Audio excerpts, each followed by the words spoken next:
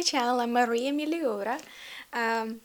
Today we're going to talk about perfumes from my collection that I like, love, interested in, intrigued in, have some attachment to, but for whatever reason just don't wear.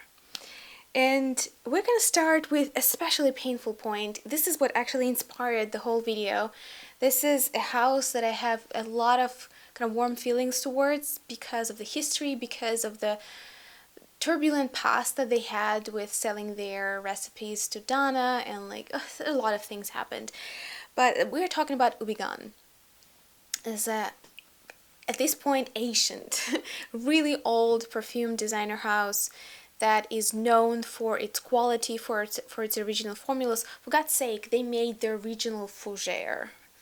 Anyone remembers Fougère Royale? I actually own it. Anyway, Oranges on Fleurs was a blind purchase on my part from the house. It was a beautiful packaging, by the way. I usually discard boxes as soon as I can, regardless how beautiful they are, unless I can repurpose them for my makeup collection, which is enormous. But I just have to say a few words. I don't have it to show, but the packaging is really good, amazing, a really good gift. Just because of the packaging itself. I actually happen to really love the form factor of this bottle. As some of you know by now, I am a big bottle snob. I really care about how it feels, how it looks on the table or on my shelf, how it feels when I hold it, how everything is proportioned, what kind of materials I used for, the lid, for everything. It's just my thing. I can't control it. It's obsessive. So I happen to absolutely love this way that they package their perfumes. Some of their perfumes are packaged that way. I actually wished they did all of them in this packaging, including Coque Fleurs, including Fougère Royale. We'll talk about it some other day. But Oranges and Fleurs were competing with Fleur d'Orange, if I'm not mistaken, by Serge Lutens for who's done the original Fleur d'Orange the best. And many claim that Ubigan did better. Just a little bit better than Serge Lutens. A lot of people, if you read Fragrantica reviews or comments, a lot of people do compare them quite often. I actually don't have Serge Lutens' version in my library because I have this, and I actually have a few celebrity perfumes, one that gives me a very similar vibe than this, but just a little bit simpler, a little bit more everyday wearable version of it.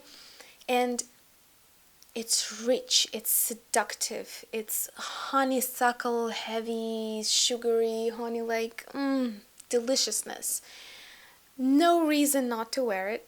And I actually do have a decant. The way that I wear perfumes, I buy decants, like a 5 milliliter decants. I spray my perfumes in them and I just distribute them in all of my purses because I rarely spend time at home, so I rarely have access to the bottles themselves. So I do have a decant and I do try to wear it every once in a while, but just there's an opening note, and I don't know what it is, that gives me a little bit of an aversion to it. It's only in the beginning. I don't know what it is, but for some reason it gives me this either oily or benzoin or some kind of oil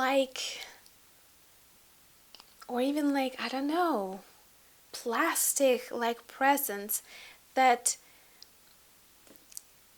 it's typical for vintage perfumes. It's actually sometimes happens with if perfumes were not stored properly and they kind of their top notes went sour, they kind of lost the sharpness of the pyramid. I don't think that's the case for me. I think the perfume is actually meant to smell a little bit vintage.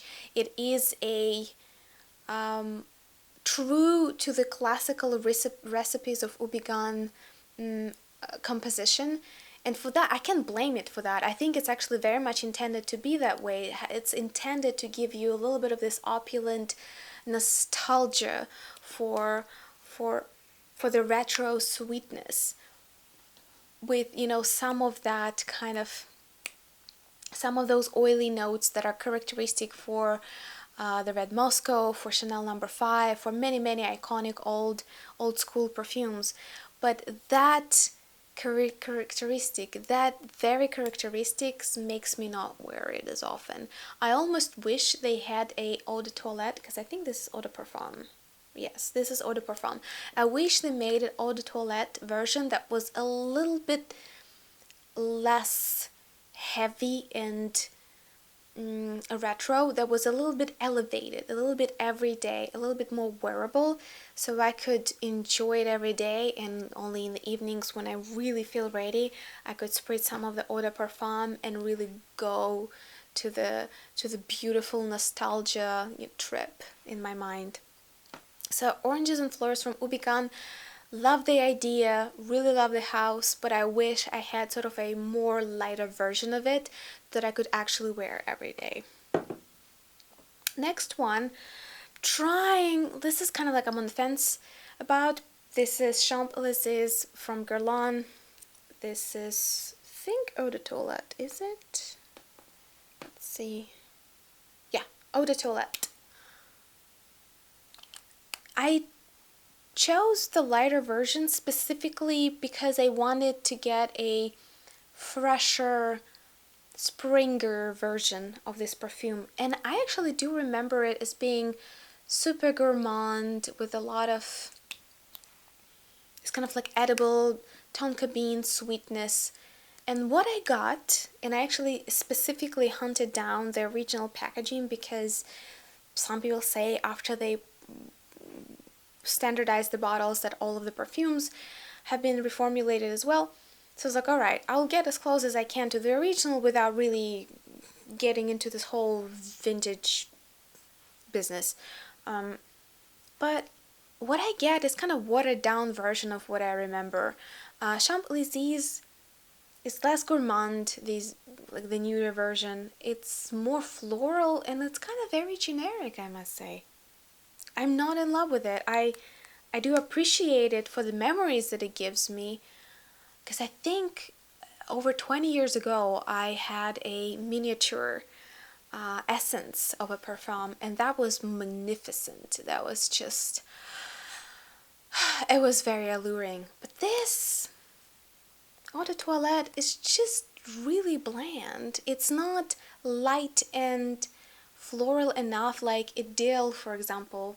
You know, for that case, eau de parfum and eau de toilette really do differ.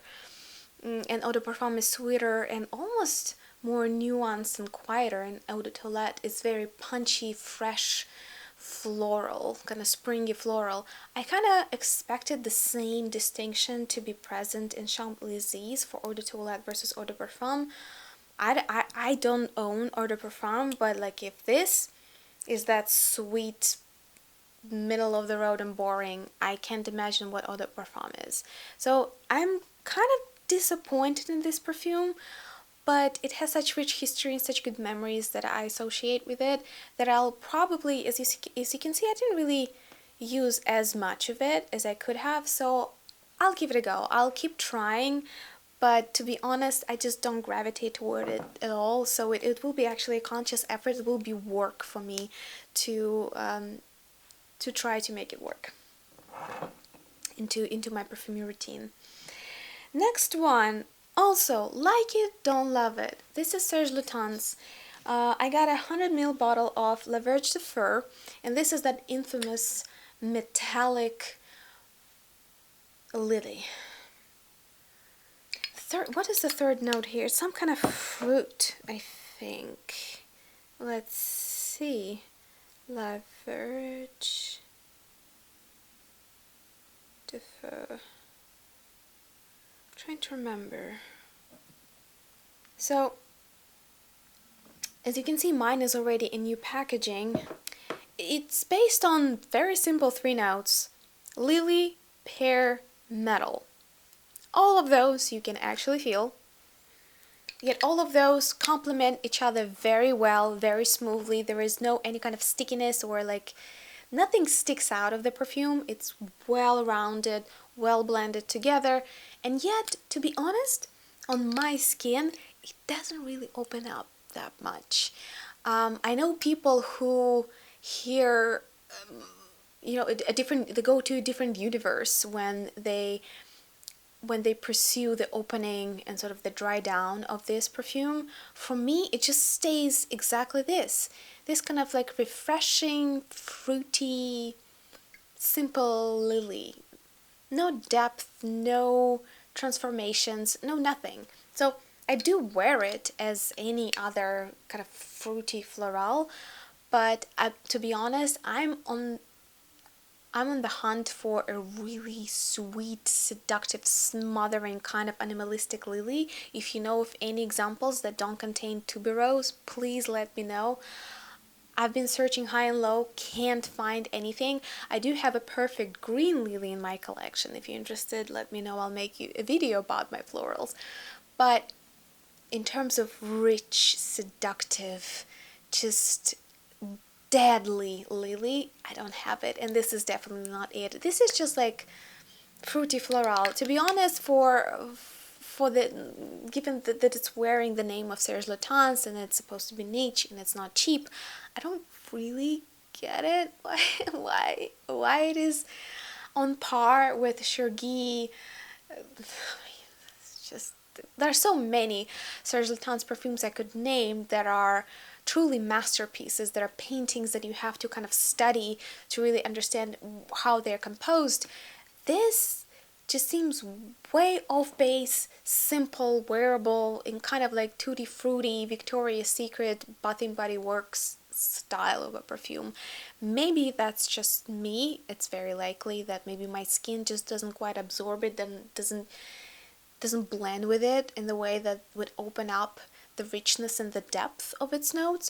But so far I've been just using it every once in a while, kind of forcing myself to use it because it's just not very interesting to me. But I like it a lot. There's nothing that I would say is appalling or unpleasant about it. It's just, I would expect a different universe coming from Serge Lutens. That's what I kind of got accustomed to with that brand. Next one is it's actually to date the most expensive purchase in my perfume collection. Even though I did find this perfume with a little bit of a discount, it was too expensive. It was too expensive. It's Memo Paris Kidou. I was obsessing about Kidou, I'm not gonna lie. I don't know why. I smelled it a couple of times in different duty-frees, I don't remember where, in some airports. And as it usually goes, you can imagine, you go on number 14 and then, oh, this is it. Nothing came to mind that, oh, you just smelled 13 perfumes. Probably your receptors are dead at this point. You should stop, should not make any decisions, you should not judge any new perfumes you're smelling, because nobody knows what's going on there at this point. No, but I did smell it, and I came to a firm and quick conclusion that Kidou is the fragrance of a lifetime, that I have to have it. There's nothing else like it. What do we get? What do we get if we actually shell the money? We get a fresh, very sophisticated, elegant, light perfume, and nothing else. It didn't make me a better person.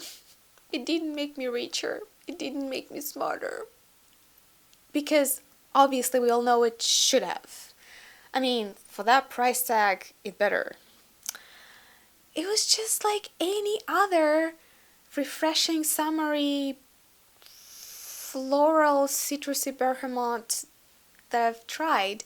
You could buy a bottle of Eau de Gaga or Eau de Cartier or Costarella, like, oh my god, Sancy and Kadakos, like any of those citrusy bergamot, summery, fresh perfumes, and you'll be just fine. What's the point? I just don't get it. To be honest, maybe it's just a personal kind of twist to what I feel sounds more expensive, because there's no real reason to think why one smell should be more expensive than the other. you know, the chemical process or the way that certain ingredients are obtained does not really depend on how you smell them, right? Like but maybe that's the way I grew up. I always associate richer, denser, heavier smells as being more expensive. And when we're talking about citruses, bergamots, and all of those kind of like everyday light, office-friendly perfumes, I just can't see them as hyperlux. And even though I'm holding this ridiculously expensive bottle in my hands, this is one of the biggest regrets I have in my collection, not because I don't like the scent. It's beautiful.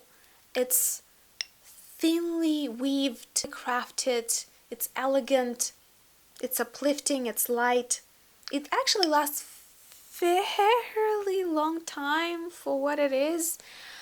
I would say it's a little DiCapri Banmontal if you're really looking for a kind of like light, ozonic, refreshing fragrance that just stays with you whether you want it or not. Go for the Mental Soleil DiCapri. This is not it. It's probably, I can kind of sniff it here and there for the first 2 or 3 hours, but then it's kind of gone, so you have to refresh it every once in a while. So it's nice, but I don't love it. It's very expensive, and I kind of keep it as a reminder, even though I don't use it that much. It's just not that special. As a reminder that that's the cost of blind purchases, that's the cost of consumerism when you want an expensive thing to make you smarter, richer, better, prettier. It's not gonna do it. I'm sure you didn't know that. Yeah. I totally opened a whole new layer of wisdom for you, didn't I? Anyway, I actually have quite a few perfumes here left, so maybe we should pause for now. Okay, I'll give you two more, and then we'll do a second part if you're interested. Please leave a comment below if you really want me to continue with this kind of train of thought. So now the two that I own are decants, and those are fairly rare for United States. This is European niche. One of them is Haltat Night by Attar Collection. This is sort of European Arabian luxe niche perfume house. They actually do a quite a wide variety of different perfumes, and Haltat Night is one of the cult favorites from them because it is cherries in cognac. It's very heavy, kind of plum cherry sweetness. There's nothing cheesy about it. It's very potent. It lasts forever. It has this liquor kind of alcoholic, heavy liquor notes, something like a cognac or maybe whiskey. And the dark chocolate with cherries. It's opulent beyond belief. But for the same reason, it's kind of hard to wear. So I do wear it every once in a while, but almost never at will. Almost always I kind of look at it as like, okay, I should. I have a decant, decant can vaporize. They can also get sour because they're not hermetically packed. So once you get a decant, you should probably use it fairly regular to get use of your money. So I kind of forced myself to use it. Again, not because there's anything wrong with it. It's just it has so much charisma that it kind of overpowers me, to be honest. I'm saving it for colder times. I feel this is one of those perfumes that will be amazing at windy weather. Because when it's really cold and windy, any fragrance, it kind of like flies away from you and never comes back. It's very hard to feel anything in that kind of weather. And perfumes of this quality, with this undeniable richness, darkness, and charisma, that's the ones that perform the best. And the last one we're going to talk about was a big surprise for me. A subscriber sent to me a decant of Xerjoff Casamarati Bouquet Ideal, Italian niche. velvet, gold. It's like this perfect, richer than rich, south of Italy charisma, which I kind of love. I like that. A lot of Italian luxury and niche houses, they don't take themselves too seriously. They do kind of indulge in the fun of, this over the top luxury without a cause, without a need, just because I can. It's kind of very, in a way, it's like an American way, but with Italian cultural and aesthetical twist to it. So, Xerjoff Casamarati Ideal Bouquet is somewhat of a middle of the road favorite. I wouldn't say that it is very unique, but it's definitely universally pleasant. And that's why I can't part with it, but I don't really use it that much either. It's just middle of the road, pleasant, soft gourmand. It's the kind of gourmands that boutique line of Guerlain does, the kind of gourmands that boutique line Maison of Lancôme does. Within, I'm sure you get it, within that realm, those really high-end, well-blended, nothing cheap, nothing synthetic, these like well-blended, edible but not too edible spices. So Bouquet Ideal delivers on all of those aspects, but it's not memorable to me.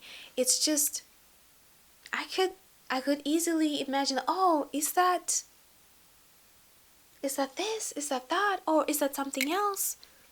Is that Coco Noir? Is that, like Guerlain Rose, I don't remember, Berberanza or Lancôme? It's just like, oh, it's that sweet gourmand. Yeah. Which one is it? Therefore, I try to wear it every once in a while. Again, decant, you better use it up. I mean, I better use it up because it's very expensive. But I don't see myself purchasing it in full bottle just because the price per uniqueness factor is not worth it for me. If you know of any other Casamarati perfumes, let me know what is worth trying, because I'm very curious about that house. It seems like they do quality product. Like it, don't love it. Therefore, kind of, appreciate that I had a chance to try it, but I can't quite commit to using it up either. It's kind of like a duty for me to use it. Anyway, I'm gonna stop here for tonight. Let me know if you have any questions, comments, any feedback. Thank you so much for staying with me and watching the video. Please subscribe, please give it a like, help me sort of build little by little this channel.